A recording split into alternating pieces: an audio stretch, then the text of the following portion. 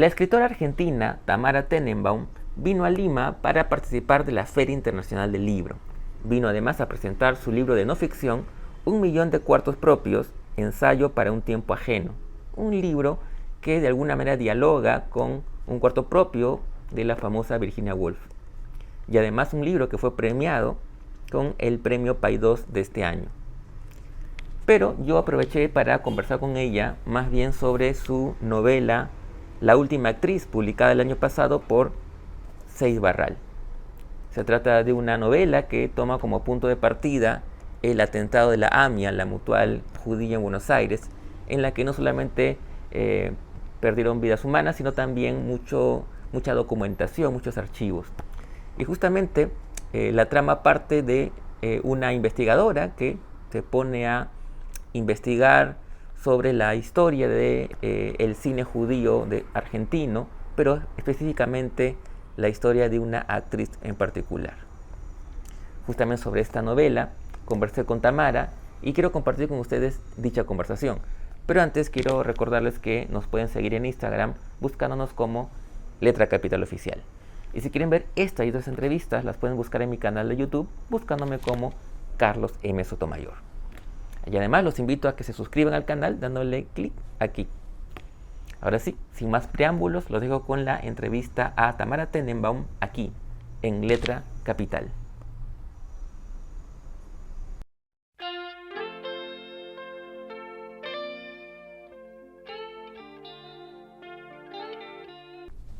Hola Tamara, primero que nada, bienvenida a Lima, al Perú, y gracias por este momento para conversar sobre tu literatura, tus libros.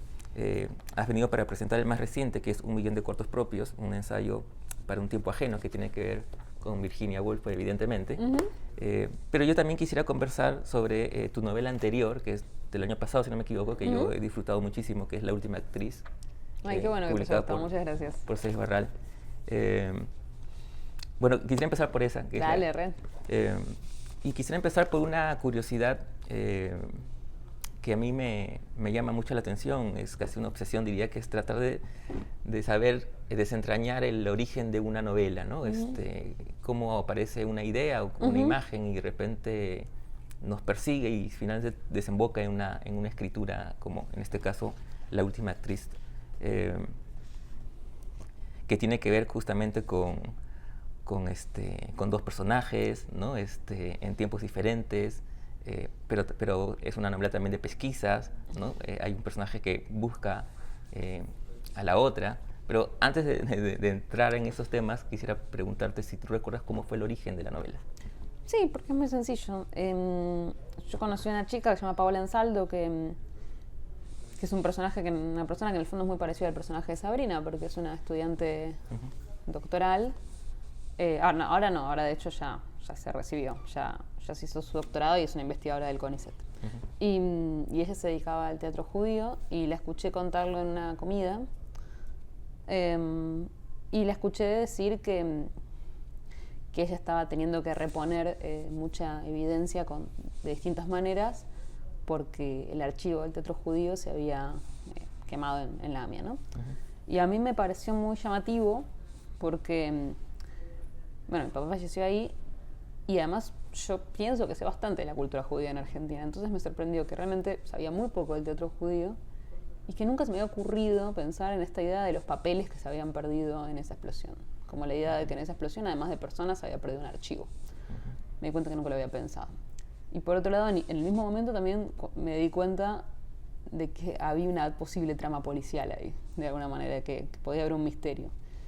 Y yo venía como muy obsesionada con la idea de escribir una novela con un misterio. Lo cual me era difícil porque yo no soy escritora de policiales, no me interesan particularmente ese tipo de cosas. Entonces era como, bueno, ¿qué misterio puedo inventar que a mí sí me interese, ¿no? ¿Qué puedo hacer? Y ahí empezó a aparecer esa posibilidad. Y al mismo tiempo lo fui entroncando con otras cosas sobre las que tenía ganas de escribir desde hacía mucho tiempo, como artistas que se dedican a otra cosa, ¿no? La cuestión de gente que tiene una vocación artística y profesionalmente tiene que hacer otra cosa, que me parece muy interesante. Porque además yo siento que recién ahora, en este momento de la humanidad, eso se ve como un fracaso. Durante años, décadas, los escritores se dedicaban a otra cosa. Borges tenía un trabajo en el Estado. Claro, una biblioteca. Sí, exacto, ¿no? Después se hizo famoso, pero Borges no pensaba que era un fracasado cuando tenía ese trabajo, ni Chekhov pensaba que era un fracasado cuando era médico.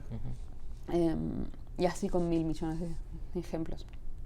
Recién ahora empezamos a pensar que un buen escritor es un escritor que vive de escribir. Entonces, eso es algo que me interesa mucho. Y a la vez, por otro lado, pensaba en el caso de las actrices, porque como también quería escribir una novela de actrices, porque desde que empecé a escribir teatro y a escribir guiones, hablo mucho con ellas. Y me pareció que tenían una subjetividad muy particular, la tienen. O sea, que a la vez es como muy excesiva y a la vez es muy vulnerable. Hay gente que se expone mucho y por eso sufre mucho, y a la vez uno piensa que tienen que tener una fuerza tremenda para ir y hacer lo que hacen. Y a la vez pensaba que fuerte que tu arte tenga tanta necesidad de una audiencia, porque cuando uno escribe no es así. Uno puede escribir en el silencio de su cuarto y la novela está terminada, por más que no se publique. Eso no pasa con los actores. Los actores no pueden actuar claro, en su casa. Y guardarlo, claro. Bueno, entonces venía con todas esas obsesiones y un poco este misterio del posible de la AMIA lo hizo posible, lo hizo pensable. Me trajeron el café ahí, están preocupados por dónde me lo dejan. Hay muchas aristas que plantea la novela que a mí me han llamado mucho la atención y que me han gustado y que voy a preguntártelas, pero quiero empezar por la nota de autora, ¿no? Que habla justamente un poco de por qué escribir este libro, pero en referencia a, por un lado, el tema de la AMIA, ¿no? Que es esta mutual judía que fue víctima de un atentado, y que, bueno, fue terrible, por supuesto, y que algunos tuvimos referencias de ese hecho, ¿no? De hecho, yo no puedo desvincularla con la música o con una canción de Gieco, Exacto. ¿no? La memoria, justamente. ¿Cómo surge la idea de esta nota?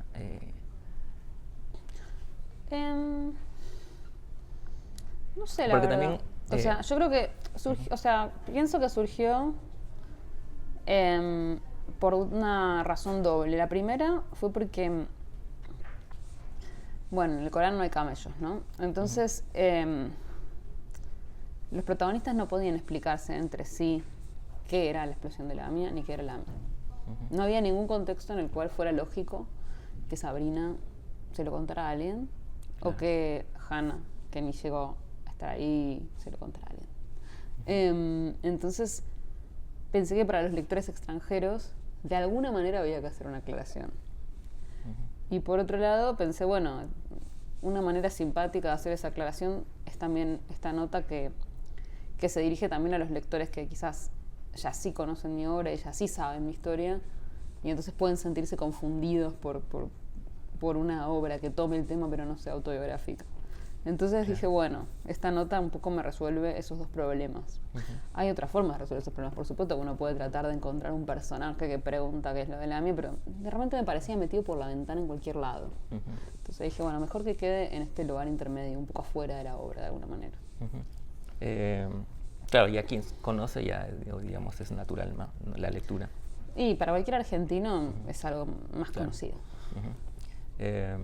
Después algo que dijiste también hace un momento que también me llamó la atención cuando hablas de esta, digamos, de los artistas y esos otros oficios que tienen que hacer, ¿no? Y pensabas que justamente en esos dos personajes femeninos que atraviesan la novela y que tienen muchas similitudes, justamente una de esas es esa, pues, ¿no? Es decir, está Sabrina, que su aspiración es ser actriz, ¿no? Pero finalmente su oficio es ser investigadora de teatro, ¿no? Y por otro lado está Hannah, que, digamos, además de ser actriz, es telefonista justamente en la AMIA, ¿no? Pero del área de sepelios. Sí, ¿no? Que es el área más conocida de la AMIA porque lo más importante que maneja la AMIA es el cementerio judío. Es el cementerio judío más importante del país, muchísima gente se enterra ahí. Entonces, creo que es el ingreso, de hecho, más importante que tienen. y Y es la razón, o sea, la mayoría de las personas nunca vamos a la Damián. La mayoría de las personas judías no tienen nada que hacer en la Damián, no participan. Si no participas de la vida judía, no vas nunca ahí. Pero sí vas a enterrar gente o al sepelio de alguien, porque los abuelos, viste, muchas veces quieren ser enterrados así. Es muy común. No sé si qué pasará en las próximas generaciones, pero en general los abuelos quieren ser enterrados en cementerios religiosos. No sé, supongo que sí. Con los católicos pues igual. Sí, me imagino. Bueno, y otra cosa que tiene que ver con eso que me decías que querías hacer una novela que tenga de policial. Y claro, esta novela tiene de policial porque es Sabrina quien se pone a investigar sobre justamente los papeles perdidos, digamos, ¿no? Destruidos por el atentado, sobre el teatro judío, ¿no? Y ahí empieza una pesquisa, ¿no? Que se va volviendo cada vez más, desde mi lectura por lo menos, más particular, ¿no? O sea, voy a investigar sobre el teatro judío y finalmente termina buscando a esta actriz, Hannah, ¿no? Es que otra cosa que me interesaba, otro de los temas que me interesaba para este libro era la academia y el problema que tiene la academia a veces para captar, las obsesiones genuinas de los investigadores, ¿no? Como me interesaba esta idea de, ella se obsesiona con algo que no es el tipo de cosa que va a un paper. Esta idea de la última actriz del teatro judío. Es un concepto inventado por ella y quizás a nadie le importa. Y quizás no es el tipo de paper que ella debería publicar para seguir adelante, ¿no? Entonces hay como una contradicción en lo que ella debería hacer para avanzar su carrera y lo que ella realmente quiere escribir. Creo que, por lo que converso con académicos, ese conflicto es muy pregnante, ¿no? Así que me pareció que era interesante eso, ponerle a ella una obsesión que fuera medio literaria, medio fantasiosa, y que la academia no tiene lugar para eso. No sé si lo debería tener, pero definitivamente no lo tiene. Sí, y otra característica que las emparenta, por lo menos de mi lectura, es digamos el tema sentimental, ¿no? Tanto Sabrina, que está enamorada de su director de tesis, ¿no? De Gabriel, y Hannah, de su director de teatro, ¿no? Daniel. Sí, eso también me divertía. Obviamente, una vez que pensás una novela a dos voces, algo que aparece es la pregunta de, ¿qué van a tener en común? Y me divertía que las dos tuvieran en común esa idea de eso, enamoradas del director, enamoradas de alguien que supuestamente tiene poder, que en ambos casos ese poder apareciera un poco ridiculizado, ¿no? Como no... Porque siento que a veces en las narrativas sobre ese tipo de romances, ¿no? El romance asimétrico entre una mujer joven y un hombre que es su jefe o algo así, las mujeres siempre aparecen como víctimas. Y eso no es así en la vida real. Pero nadie habla de eso. Y el problema no es una cuestión política. Digo, a mí lo que me hacía problema de que nadie hablara de eso es que es gracioso. Es que lo más divertido en general de esas cosas es que es ridículo. Salir con un tipo grande es una relación de poder bidireccional. Una tiene un poder sobre él y él tiene un poder sobre una. Y en esas diferencias aparecen muchas cosas. A veces puede aparecer la violencia, pero muchas veces aparece también el ridículo. Y eso me divertía un poco también para buscar algo nuevo en esas narrativas del romance asimétrico. Claro, ahora que dices eso me pongo a pensar en el inicio del affair entre Sabrina y Gabriel, ¿no? Todo lo que ella de alguna manera esperó, porque el tipo la lleva en su auto, pero no hacía nada. Por eso, como no necesariamente esos romances son así como es más, los había imagina. más murmullo entre sus compañeros, ¿no? Exacto. Que realmente lo que pasaba. Es que también pasa eso, esas relaciones para las mujeres son más como la mitología que la relación, nos interesa más como lo que se arma, el relato en torno a eso, que la relación, que eso muchas veces el modo en que las mujeres se enamoran de un relato antes que una persona real.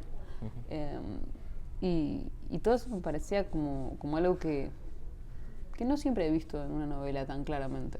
Como dije, no sé si vi escritas estas relaciones en los términos en que yo quiero escribirlas. Después otra cosa que me llamó la atención es las múltiples referencias a una obra de teatro, el D-Book. Sí, es una obra muy buena, te recomiendo que la leas si la encontrás.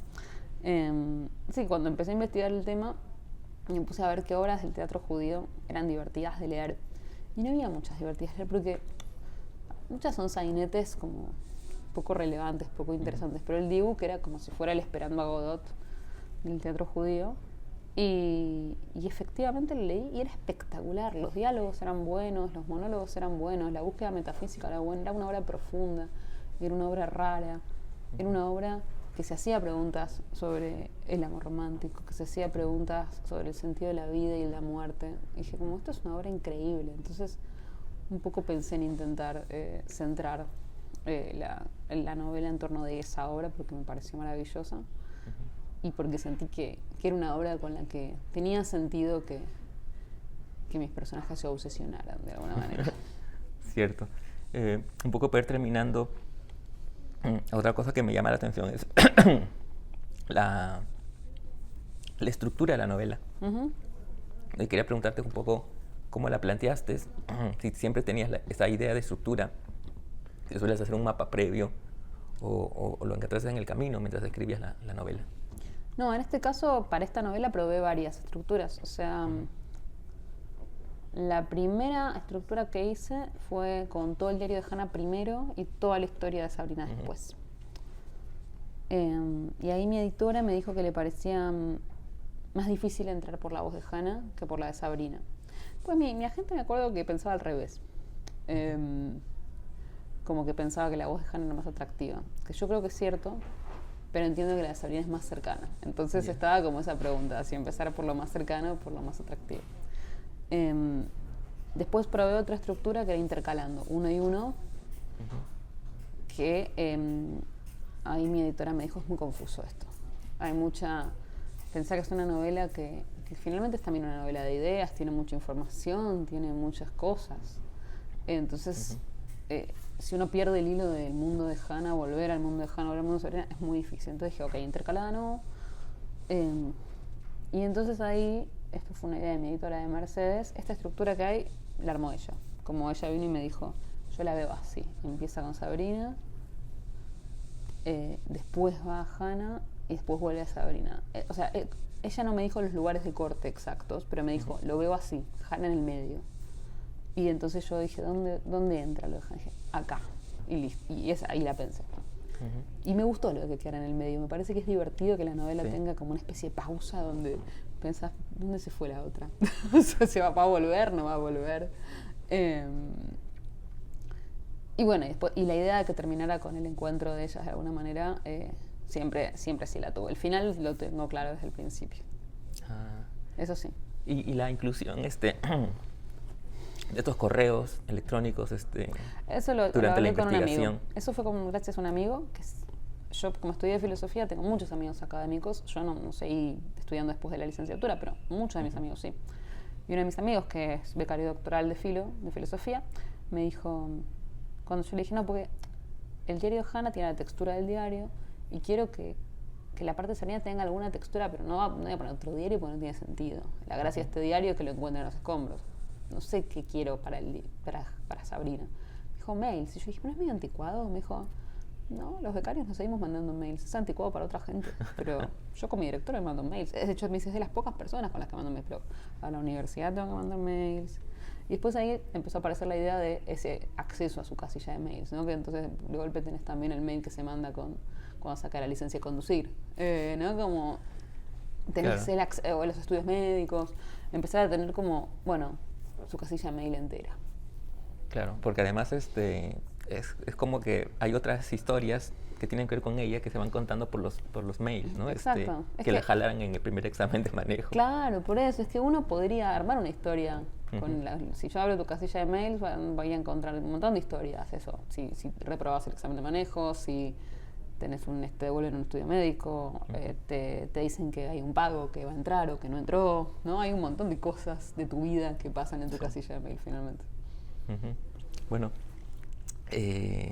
no quiero terminar sin por lo menos preguntarte algo sobre este libro. Evidentemente hay una referencia a Virginia Woolf, pero nuevamente mi curiosidad es cómo decides escribir este libro. Creo, si no me equivoco, a partir de una traducción tuya de... Sí, es una traducción que todavía no salió porque iba a salir en una colección de otra editorial que al final no prosperó y entonces va a salir en Planeta pronto. Pero fue un encargo y a partir de ese encargo yo empecé a tomar un montón de notas sobre Virginia Woolf y sobre la actualidad que me parecía que había cobrado ese libro.